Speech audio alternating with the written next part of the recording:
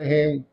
साहिबो, आजकल पाकिस्तान में पाकिस्तान के क्रिकेट ढांचा के बारे में हर कोई बोल रहा है, बेलगान बोल रहा है और बहुत कुछ बोला जा रहा है। और मेरे ख्याल में बहुत से लोग ऐसे हैं जो किसी पॉइंट पे बोलते हैं तो उसमें वजन भी है। हकीकत है कि पाकिस्तान का जो क्रिकेट का ढांचा है वो आजकल बिल्कुल तबाह होकर रह गया है। एक वक्त था कि पाकिस्तान में कायद आजम ट्रॉफी हुआ करती थी और वो 4 रोज़ा मैच होते थे। टीमें मुख्तलिफ शहरों की टीमें होती थी या मुख्तलिफ रेलवे की टीम हो गई, हबीब बैंक की टीम हो गई, PIA की टीम हो गई, पाकिस्तान शिपिंग कारपोरेशन की टीम हो गई। इसी तरह मुख्तलिफ महकमा जात की टीमें होती थी और वो इसमें हिस्सा लेती थी। तो दो दो अपना इनिंग्सें खेलना होती थी। तो वहाँ जान मार के खिलाड़ी जब खेलते थे तो वहाँ बैटिंग प्रैक्टिस होती थी। हकीकत है कि जब वो खिलाड़ी जितनी ज़्यादा गेंदें खेलता है उसकी निगाह और कंसंट्रेशन उतनी ज़्यादा होती है और वो बेहतर अंदाज में खेलता है। मैं आपको बताऊं कि जब 2011 में इंडिया ने वर्ल्ड कप जीता तो अगले दिन सदर भारत से मिलने के लिए टीम में जाना था। तो तेंदुलकर कुछ लेट थे तो पता चला कि वो नेट प्रैक्टिस कर रहे हैं। वो मशीन के जरिए तेज गेंद निकलती है और वो 600 गेंदों का हर रोज सामना करते हैं और फिर वो घर जाते हैं। पसीना उनका बह रहा होता है और उस रोज भी वो उन 600 गेंदों का सामना करने के लिए मशीन के सामने खड़े थे। तो इसीलिए आप उनको लेजेंड कह सकते हैं।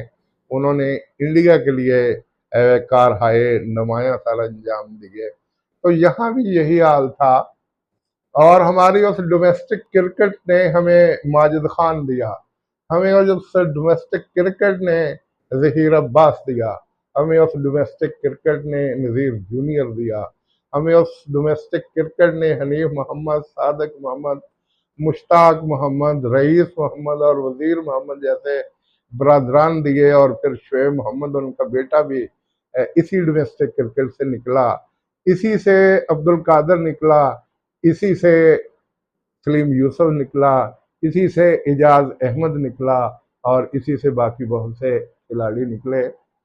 लेकिन कुछ खिलाड़ी ऐसे थे जो यहाँ से इंग्लैंड के क्लबों में खेलते थे, लेकिन कुछ वहाँ काउंटीज में खेलते थे।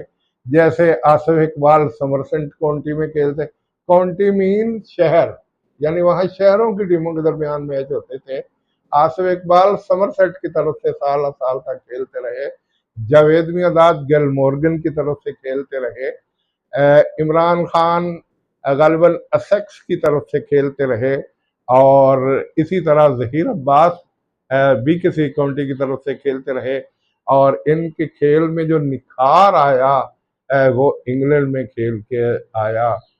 अब पाकिस्तान में अपने अंदाज में ये क्रिकेट जारी थी और इमरान खान ने 2 पॉइंट उठाए। एक तो अंपायर गैरदार जाएंगे और दूसरा पाकिस्तान के क्रिकेट ढांचे को खत्म करके यहाँ शहरों की टीमें बनाई जाएं ताकि जैसे इंग्लैंड के अंदर शहरों, एक शहर के लोग दूसरे शहर के साथ मैच होता है तो बड़े जोश के साथ हिस्सा लेते हैं।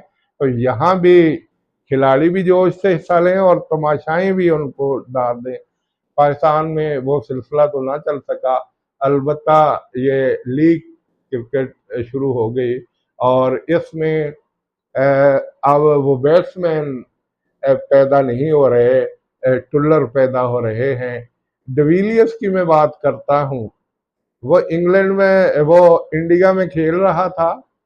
टेस्ट मैच में उसने 350 बॉल खेले और 350 बॉल खेल के उसने 50 रन बनाए।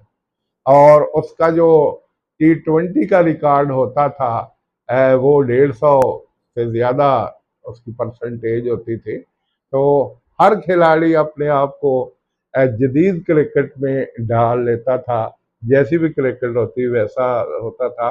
आप आज भी देखिए कि दूसरे ममालिक में एक मुनज़्ज़म निज़ाम होता है। आ- आज से 5 साल बाद अगर वर्ल्ड कप होना है तो वो कप्तान नामजद कर देते कि आपने कप्तानी करनी है, और उस बॉलर को भी बता दिया जाता है कि आपने 5 साल बाद जब वर्ल्ड कप हुआ तो पहली गेंद आपने करनी है। और उन बैट्समैनों को भी बता दिया जाता था कि ओपनिंग आपने करनी है, वन डाउन आपने। जब खिलाड़ियों को इतना एतमाद दोगे तो फिर वो रिजल्ट भी अच्छा देंगे, जबकि हमारे यहाँ ऐसा नहीं होता। मैं पहले भी एक प्रोग्राम में बता चुका हूँ कि ऑस्ट्रेलिया के स्टीवा बहुत अच्छे बैट्स ऑलराउंडर थे। जब वो रिटायरमेंट के करीब आ रहे थे तो सिल्वेस्टर क्लार्क उनके बैक पर तैयार किया जा रहा था। जो ही उन्होंने आखिरी टेस्ट खेला तो सिल्वेस्टर क्लार्क ने अगले ही मैच में 75 रन बना के अपने होने का एहसास दिलाया। तो पाकिस्तान में ऐसा नहीं होता। पाकिस्तान में यहाँ लेग पुलिंग होती है, खिलाड़ियों को परेशान किया जाता है। अब आप देखिए, मैं दूर की बात नहीं करता, सरफराज अहमद ने उस वक्त टीम की क़यादत की जब पाकिस्तान की टीम तितर बितर हो चुकी थी। उसने चैंपियनशिप जीती और इंग्लैंड में इंडिया को नाकों चने चबवा दिए, या यूं कहिए कि लोहे के चने चबा दिए। और पाकिस्तान ने पंजाबी जिन्हों भी तोन के हराया। वो सरफराज जब बिल्कुल अरूज पर था, थोड़ी सी कारकर्दगी में फर्क महसूस हुआ तो फौरन उनके अंडर खेलते हुए बाबर आजम को तीनों फॉर्मेट का कप्तान बना दिया। आप कभी रिकॉर्ड उठा के देख लें कि जब वो सरफराज अहमद की कप्तानी में खेल रहा था तो उसने रनों के ढेर लगा दिए। उसने फिफ्टियों और सेंचुरियों की दर्जने मुकम्मल कर ली। लेकिन जब उसको तीनों फॉर्मेट का कप्तान बना दिया तो एक दबाव उसने महसूस किया। एक तो वो T20 में अ, उन खिलाड़ियों में शामिल है जो तकरीबन 3 या 4 ओवर सेट होने में लगाते हैं। और हमारे खिलाड़ियों में यूनुस खान भी ऐसे थे जो T20 में इसलिए कामयाब ज्यादा ना हो सके, वो 3-4 ओवर सेट होने में। तो ये बाबर आजम भी 3-4 तो उनको T20 का कप्तान बना दिया गया। अब वो ओपनर आने लगे, फिर उन पे तनकीद शुरू हो गई, उनकी कारकर्दगी पे फर्क पड़ा। फिर वनडे क्रिकेट पर भी तनकीद हुई, फिर टेस्ट पर भी नतीजतन उसको बाहर कर दिया गया। जब उसको बाहर कर दिया गया तो शाहीन शाह अफरीदी को पता नहीं किस मंतक के तहत कप्तान बना दिया गया। कुछ लोगों का ख्याल है कि शाहिद अफरीदी के दामाद होने की वजह से उनको अहमियत दी गई। जब उसने टेस्ट क्रिकेट में, यहाँ लीग क्रिकेट में ठीक है उसने लाहौर कलंदर को जितवा दिया, लेकिन जब वो टेस्ट क्रिकेट में और आलमी सतह पे खिलाड़ियों का सामना हुआ तो वो तो पिट गया। और इसके बाद जब उसको चेंज किया गया तो चाहिए ये था कि फिर बाबर आजम की बजाय किसी और को कप्तान बना दिया जाए। दोबारा बाबर आजम को कप्तान बनाया तो बकौल शक से, बल्कि बहुत से लोग कहते हैं कि उस वक्त से लेके अब तक शाहीन अफरीदी ने उसको दिल से कबूल नहीं किया। और ग्रुपिंग जारी है, न्यूजीलैंड में ये ग्रुपिंग नजर आई और दीगर ममालिक में ये ग्रुपिंग जारी रही, और वर्ल्ड कप में भी ये सिलसिला जारी रहा। और आज तक कोई उसको ये नहीं कह सका कि आप ऐसा क्यों कर रहे हैं। और बहुतों का ख्याल है कि शाहिद अफरीदी उसकी पुश्त पर है और उसकी वजह से वो दंदनाता फिरता है और वो किसी की बात नहीं मानता। खिलाड़ी को इतना मुंह जोर ना होने दीजिए।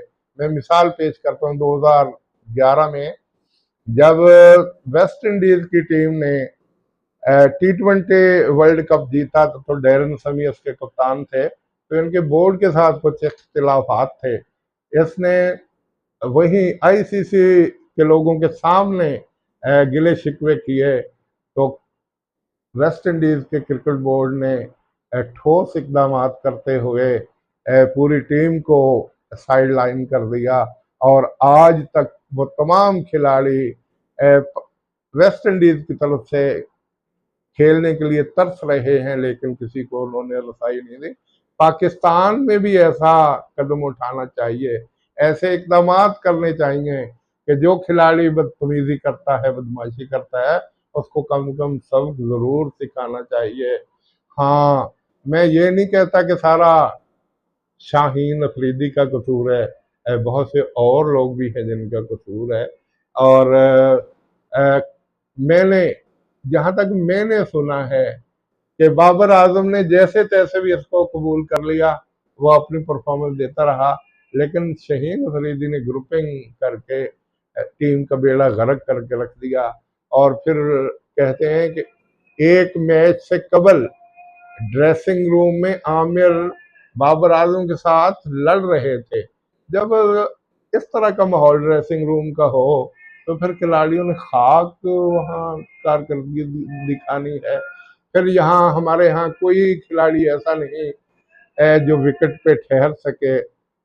आप आजम खान को देख लें, आप साइम अयूब को देख लें, आप दीगर खिलाड़ियों को देख लें, वो ठीक है, उनमें टैलेंट जरूर है, लेकिन आलमी मुकाबलों में वो बुरी तरह नाकाम हुए। तो सोचा ये जा रहा है कि पाकिस्तान टीम में सर्जरी की जाएगी। अब किसी ने सवाल उठाया कि क्या, बल्कि तनकीद भी हुई कि एक खिलाड़ी ने कहा कि इनके पास सर्जरी के हालात भी हैं और वो खिलाड़ी खुद भी खेल रहा है और ये उसको जेब नहीं देता। हम गैर मुल्की कोच रख लेते हैं, कुछ कोच बहुत अच्छे हुए, लेकिन याद रखिए पाकिस्तान में टैलेंट की कमी नहीं। जावेद मियांदाद से हमने फायदा नहीं उठाया। हाँ, जब 1992 का वर्ल्ड कप पाकिस्तान ने जीता, उस वक्त भी पाकिस्तान की टीम के कोच इंतखाब आलम थे, जो हमारे साबका कप्तान और स्पिन बॉलर थे। और 2009 में जब पाकिस्तान ने T20 world cup Yunus Khan की क़ियादत में खेला, उस वक्त भी इंतखाब आलम ही पाकिस्तान क्रिकेट टीम के कोच थे। तो जब दो दफा वो पाकिस्तान को वर्ल्ड चैंपियन बनवा चुके हैं, तो क्या तीसरी मरतबा वो पाकिस्तान उन पे एतमाद नहीं कर सकता?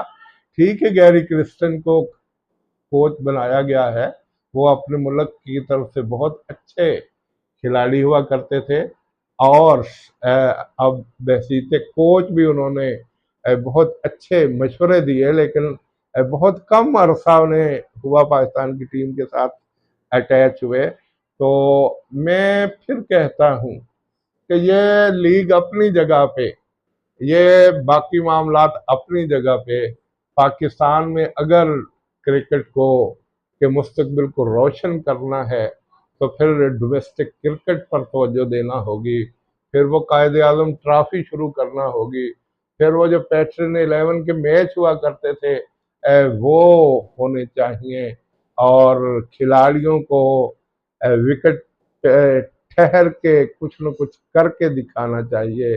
जब खिलाड़ी विकेट पे ठहरेगा, स्कोर खुद ब खुद होता जाएगा। आप जावेद मियांदाद को देख लें, वो विकेट पे खड़े रहते थे, सिंगल बनाया करते थे, दूसरे खिलाड़ी को साथ साथ हदायत देते जाते थे, कोई लूज बॉल होती तो खुद भी वो खेल लिया करते थे और दूसरे खिलाड़ी की हौसला अफजाई किया करते थे। वो साथ साथ उनको बताया करते थे। रमीज राजा एक दिन बता रहे थे कि हम ऑस्ट्रेलिया से न्यूजीलैंड जा रहे थे, तो मेरे साथ बैठे हुए थे, तो मुझे कहने लगे एक बात याद रखो, ऑस्ट्रेलिया की पिचों पे, न्यूजीलैंड की पिचों पे और इंग्लैंड की पिचों पे कभी फ्रंट फुट पे जाके नहीं खेलना। स्लिक होके आप कैच हो सकते हैं, बैक फुट पे आपने खेलना है और फिर आप कामयाब होंगे। और एक बात याद और रखिए कि जितनी तेज गेंद हो, उसको उतनी तेजी के साथ टच करना चाहिए, आप कामयाब होंगे। और वेस्ट इंडीज में जब रमीज राजा कहते मैं सब गया, तो मैं सबसे कामयाब रहा, और मेरे सामने मियांदाद की वो नसीहतें थी कि जब तेज गेंद आए तो कोशिश करें कि उसको पलक झपकते में हिट करें, तब जाके आप कामयाब होंगे। और हाँ, जब तेज गेंद निकल रहा हो, ग्रासी पिच हो, तो फिर आप बैक फुट पे जाके खेल लें ताकि आप स्निक हो के आउट होने से बच जाएं। तो ये कुछ ऐसे मशवरे थे, ये कुछ ऐसी बातें थी जो आजकल पाकिस्तान में बहुत ज़्यादा हो रही हैं। देखा जाए, देखते हैं कि अब किसको कप्तान बनाया जाता है, देखते हैं कि अब कौन से खिलाड़ी निकाले जाते हैं, देखते हैं कि सिलेक्शन कमेटी कौन सी आती है। हमारे यहाँ सिफारिशें चलती हैं। जब सिफारिशें बंद होंगी, जब हकीकी मानों में खिलाड़ी जो सही मानों में अहल होंगे, उनको सिलेक्शन कमेटी में रखा जाएगा। आप इंडिया की मिसाल ले लें कि वहाँ परसों बताया जा रहा था कि उनके कोच, उनको तकरीबन $2.5 करोड़ ज्यादा मिल रहा था।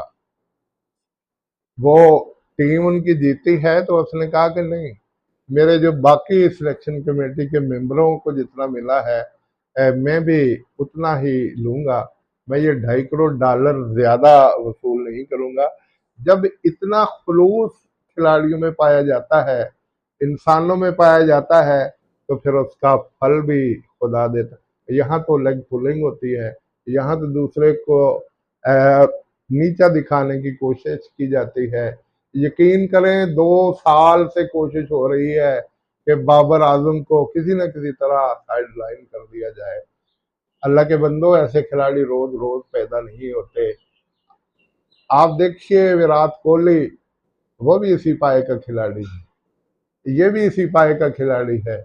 उन्होंने उसको कितनी अहमियत दी, कितनी हौसला अफजाई की, और उसने क्या कुछ करके दिखाया।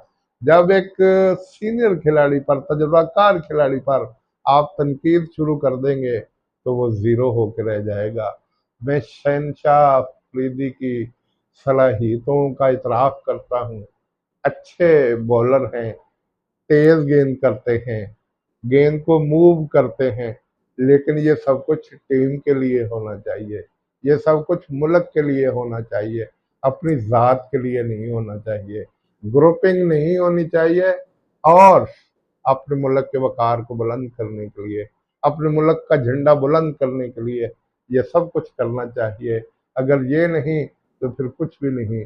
मैं इसी के साथ अपनी गुफ्तगू समेट रहा हूँ। अस्सलाम।